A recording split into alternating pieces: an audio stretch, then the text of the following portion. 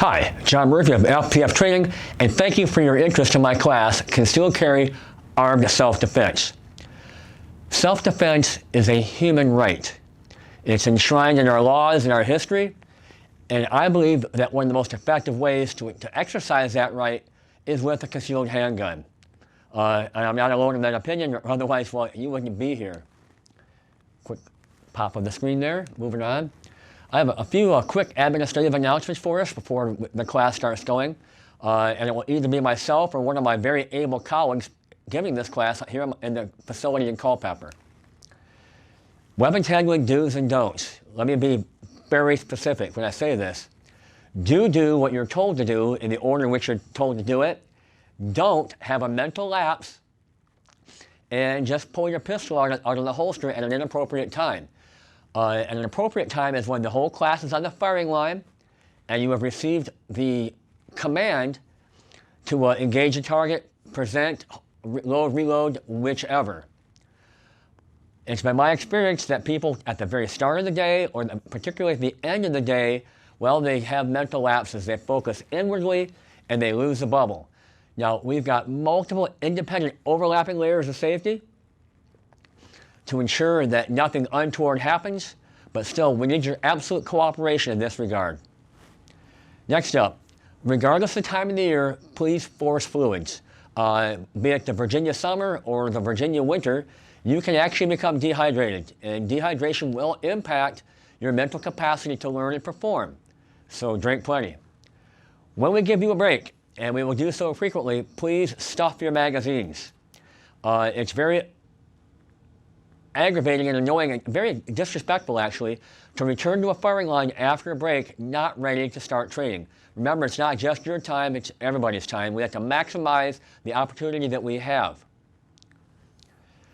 We will run a hot range here, and by that I mean once we get you spun up on carrying a pistol, a draw stroke, and safe handling, we're going to load you up. And if you have to walk off to hit the porta potty or whatever, back to your vehicle, it will be with a loaded pistol in your holster. If we are preparing you to carry a gun out in society, well, we have to start those good habits now in the safer, less consequential training environment. Finally, I'd ask that you socialize in moderation. If myself or one of the instructors is making a point, please turn your sidebar conversations off and take the whole package in. Finally, enjoy yourselves. We want to run a very positive learning environment, and I guarantee you a good time here. Now, our policies, we have a couple. If you have a question, please ask it right then and there. If we haven't made ourselves clear on something, and I have learned over the years that different people will take a message differently, and it is incumbent upon us to communicate clearly in a manner which all understand. Ask that question right then and there before we embark upon the shooting drill. Once we've fired a course of fire, do not bend over on the firing line until all the pistols are in the holster. And we'll have a procedure for that. We'll run the drill. I will ask, is the line safe? If your pistol is in the holster, say nothing.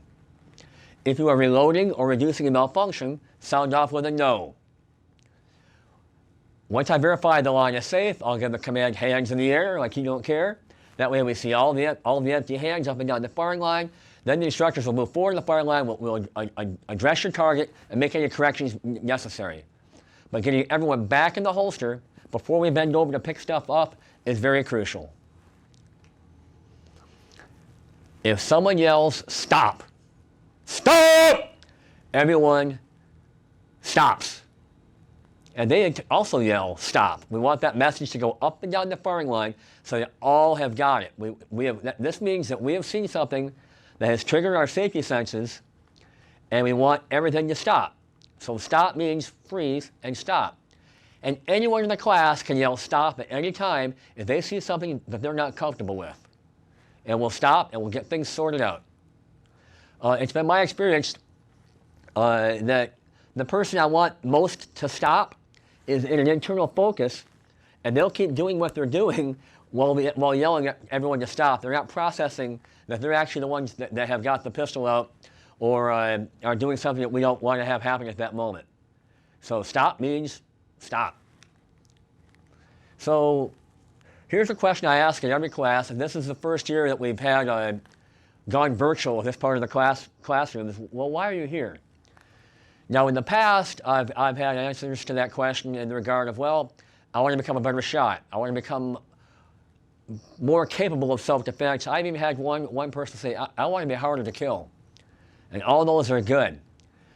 But regardless, you have all arrived at the decision to seek training in the furtherance of your personal skill sets. And I believe that pretty much covers the whole gamut of why you're actually here. So let's have a look at what a typical armed self-defense incident consists of. Walking out of the drive-thru, but as soon as he did, I saw the guy coming with the gun. The owner of a carryout in Elyria faces a struggle of life and death when a would-be robber tries to force his way through a door to the cash register of the store. The man eventually succeeds in getting through the door, but the owner has a surprise for him, a gun she carries in her hip pocket. I reacted as fast as I could to shut the door to get a barrier between him and I, and he starts busting through the door. He makes it through, and as soon as I see him, I shot him. Once the tables have been turned on the bandit, he makes a mad dash for safety, far away from the store and the gun-toting owner. Let's pull that one apart a little bit, shall we? Think about how fast that happened. That was seconds, 4, 5 seconds of time. What was her first clue that there was a problem? Well, it was somebody advancing upon her with a pistol. There is not much ambiguity in that scenario. What about the beer delivery guy? What was his response? Well, he was utterly shocked. What was happening around him was so far out of his frame of reference, it had busted his shock threshold into the point of utter inaction. He just couldn't do anything. He had to he just stood there because that was all he had. How determined was that man to bust into that store? Well, he was pretty darn determined. And who thinks that the store owners ever rehearsed using her body as a doorstop to prevent someone from crashing into their store? I think she pulled that one on the fly, improvised really well. I would also note that her selection of a pocket carry pistol, well, when she went to the store, she probably went, you know, I can do this. She never envisioned being on her butt trying to reach into her pocket to get that pistol out. And she encountered some difficulties. And finally this, how long did that guy stay around after he encountered effective resistance? He was gone in seconds. And that is typical. They're there not to fight you, they're there to victimize you. By and large. There are exceptions to that rule, and I discuss that in my online video series for my concealed carry street encounter skills and tactics class. So hit the channel again for that. I'll link to it below. So the big thing, this is not just a shooting course. Sure, we're going to load, unload, reload, and shoot straight from a concealed draw stroke. But primarily my goal is to give you mental preparation to prepare you for that transitional moment. From where you're going about your daily life to where your health, your well-being, your very life is threatened. Just that fast. Ultimately, this is a lifestyle choice. And you need to weigh this heavily that you are carrying with you the capacity to instantly change, to end a life and change yours forever. What the course is not about. And it's not about Dudley Do-Right, you know, gallivanting around, or White Knight coming in to save the day and enforce the law. We are not as armed citizens, we are not law enforcement. We operate under the umbrella of the law, but we do not enforce the law. It's important that you all understand that you don't involve yourselves in circumstances and situations simply because you're armed or you feel compelled to. Again, I would refer you to my YouTube series. I have a presentation on third-party intervention, and it is fraught with peril and danger. And please respect my authorities. Now my philosophy, you've got Plato, Aristotle, and Murphy. Accurate shooting is a relatively easy to learn mechanical skill. Grip, stance, sights, trigger, follow through. And I've had everyone from 10 years old children to great-grandmothers on the range with success across that whole spectrum of student. That's not the hard part. But we have to keep into account that shooting is merely a subset of self-defense overall. We've got so many layers to this thing. We've got the law. We've got psychology and criminal behavior. We have to understand ourselves and how we react to various circumstances. There's just a lot to it that many people don't appreciate. So ultimately, I am here to prepare you mentally and physically to act morally in the face of the mortal threat. Death or serious bodily injury, that's all that we can be concerned with when we are carrying a concealed pistol.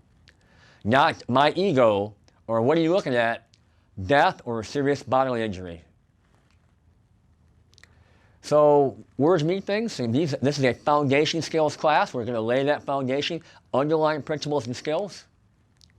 We're going to pull that apart, and this is just my perspective on some things. So we're going to discuss today, or in class or via this video, the laws of purchase and ownership, rules for safe gun handling, the blocking and tackling base skills of load, unload, reload, reduce malfunctions. We're going to shoot straight. We're going to talk about safe storage in the home and ways to make informed purchases. I've had many students arrive at the range with pistols that they really didn't have any business owning. I can recall one grandmotherly type that arrived at the range with a Sig Sauer P226, lovely gun. She did not have the physical wherewithal to run the slide. Somebody sold her that pistol, and it was not in her best interest to buy that gun, but somebody made a sale. So please be cognizant that there are people out there that will just sell you something to move it off the counter. We're going to talk about some perspectives on the law. Performing a draw stroke from concealment.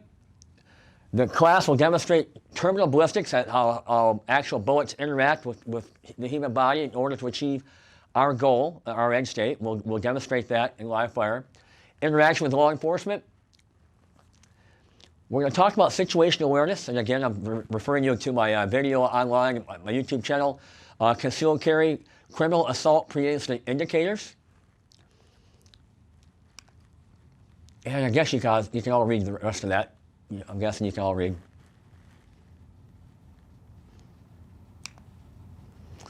So when you think skills, I want you to think like a scoop of Neapolitan ice cream. I mean, you got your chocolate, you got your strawberry, you got your vanilla. So we have to have soft skills of our mindset. What it is that we will do under what circumstances. We have to talk about situational awareness, and that is who is, to give it the executive summary, who is around us and what are they doing at any given moment, and how that can influence or how they can interact with us. Maintain our bearing. If someone's giving you the rah, rah, rah, rah, rah, you just can't go default to your monkey brain and go rah, rah, rah, rah, rah back. Somebody has to adult in that circumstance because, well, it's an armed encounter because you are armed. You have to understand the law throughout the whole frame of what we're doing, from purchasing to ownership to concealed carry, where you can and cannot carry, to the use of deadly force. Now, the hard skills, well, we'll talk about how to conceal a pistol, performing a draw stroke, and I also like to add, but not in this class, how to employ pepper spray, because that gives us a less lethal option to influence someone to, just leave us alone. And ultimately, let's think about our mission. We just want to go home.